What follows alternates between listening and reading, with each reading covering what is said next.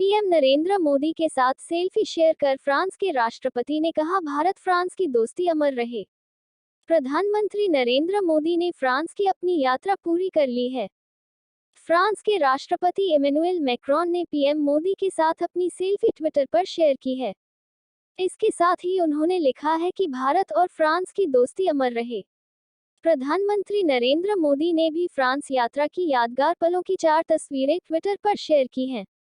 इसके साथ ही उन्होंने लिखा है, फ्रांस की यह यात्रा यादगार रही। मुझे बेस्टिल दिवस समारोह में भाग लेने का अवसर मिला। इसने यात्रा को और भी विशेष बना दिया। भारतीय दल को परेड में गौरवपूर्ण स्थान पाते देखना अद्भुत था। मैं राष्ट्रपति इमैनुएल मैक्रोन फ्रांस के लोगों का आभारी हूँ। पीएम मोदी बोले, इमैनुएल मैक्रोन के साथ बातचीत बहुत सार्थक रही। इमैनुएल मैक्रोन के साथ बातचीत के बाद नरेंद्र मोदी ने कहा कि green hydrogen, renewable energy, artificial intelligence और सेमीकंडक्टर सहित विभिन्न क्षेत्रों में फ्रांस और भारत ने सहयोग बढ़ाने का फैसला किया है। इससे वह उत्साहित हैं। पीएम मोदी ने ट्वीट किया, मेरे मित्र राष्ट्रपति इमैनुएल मैक्रोन के साथ बातचीत बहुत सार्थक रही। हमने भारत फ्रांस संबंधों की पूरी श्रृंखला की समीक्षा की। मैं green hydrogen, renewable energy, artificial intelligence और सेमीकंडक्टर्स जैसे भविष्य के क्षेत्रों में सहयोग को गहरा करने के लिए विशेष रूप से उत्साहित हूं। विदेश मंत्रालय के प्रवक्ता अरिंदम बागची ने ट्वीट कर बताया कि पीएम मोदी ने एलिसी पैलेस में फ्रांसीसी राष्ट्रपति के साथ प्रतिनिधिमंडल स्तर की वार्ता की। दोनों नेताओं ने रक्षा, अंतरिक्ष, सिविल न्यूक्लियर, विज्ञान और प्रौद्योगिकी, व्यापार और निवेश, ऊर्जा, क्लाइमेट एक्शन, संस्कृति और लोगों से लोगों के संबंधों सहित द्विपक्षीय सहयोग के व्यापक मुद्दों पर बातचीत की। इंडिया फ्रांस डील, भारत के लिए जेट इंजन क्यों जरूरी, जिसे फ्रांस के साथ मिलकर बनाएगा। भारत और फ्रांस के बीच रक्षा सहयोग को एक नए स्तर पर ले जाते हुए नए करार की घोषणा की गई। पीएम मोदी की फ्रांस यात्रा के दौरान दोनों देशों के बीच रक्षा सौदा हुआ। घोषणा हुई कि दोनों देश मिलकर हथियार और जेट इंजन बनाएंगे। भारत का defence research and development organisation DRDO और फ्रांस की सैफ्रन कंपनी मिलकर इसे तैयार करेंगे। इसकी शुरुआत इसी साल से होगी। ये पहला मौका नहीं है जब भारत में जेट इंजन के निर्माण के लिए किसी देश के साथ करार किया गया है। फ्रांस से पहले भारत अमेरिका के साथ भी ऐसा ही एक करार कर चुका है। फ्रांस यात्रा के एक महीने पहले पीएम मोदी ने अमेरिका यात्रा के दौरान यहां की दिग्गज कंपनी जीई एरोस्पेस के साथ जेट इंजन डील की थी। जीई एरोस्पेस दुनिया की टॉप एयरक्राफ्ट सप्लायर कंपनी है।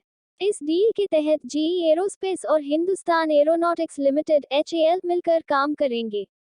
दोनों के जरिए तैयार होने वाले जीएफ 414 इंजन को भारतीय वायुसेना के लिए तैयार किए जा रहे स्वदेशी फाइटर जेट में लगाया जाएगा। ऐसे में सवाल है कि भारत के लिए जेट इंजन क्यों इतना खास है और भारत के लिए कितनी जरूरी है ये डील। क्या है जेट इंजन और कैसे करता है काम, पहले इसे समझें। अमेरिकी स्पेस एजेंसी नासा के मुताबिक विमान के आगे तेज गति से आगे बढ़ने के लिए जेट इंजन ही जिम्मेदार होता है।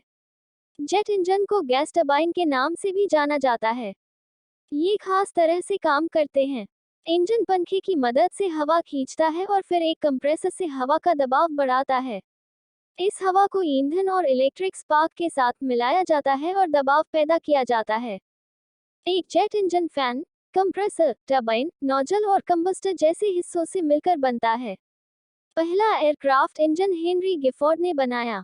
3 हॉर्स पावर वाला यह इंजन उड़ाने भरने के लिहाज से काफी भारी था। भारत को जेट इंजन की क्यों जरूरत? पीएम मोदी का फोकस देश में जेट इंजन के निर्माण का है। ऐसा होने पर भारत उन चुनिंदा देशों में शामिल हो जाएगा जो जेट इंजन का निर्माण कर रहे हैं। पहले अमेरिका और अब फ्रांस के साथ जेट इंजन डील से 3 बड़े फायदे होंगे। पहला, दुनिया भर में भारत का रुतबा बढ़ेगा। दूसरा, अर्थव्यवस्था का दायरा बढ़ेगा। तीसरा, चीन भी जेट इंजन के निर्माण की तैयारी में है और इस कदम से चीन को तगड़ा झटका मिलेगा। आत्मनिर्भर भारत और डिफेंस सेक्टर को खुद को मजबूत करने के लिए केंद्र सरकार कई प्रोजेक्ट चला रही है, जिसमें जेट इंजन का निर्माण करना भी शामिल है। वर्तमान में भारतीय वायुसेना के लिए स्वदेशी लाइट कॉम्बैट एयरक्राफ्ट मार्क 2 पर काम किया जा रहा है। इस फाइटर जेट के लिए 99 इंजन बनाए जाने हैं। फिलहाल फाइटर जेट LCA मार्क 1 और मार्क 1 में GE एरोस्पेस के इंजन का इस्तेमाल किया जा रहा है।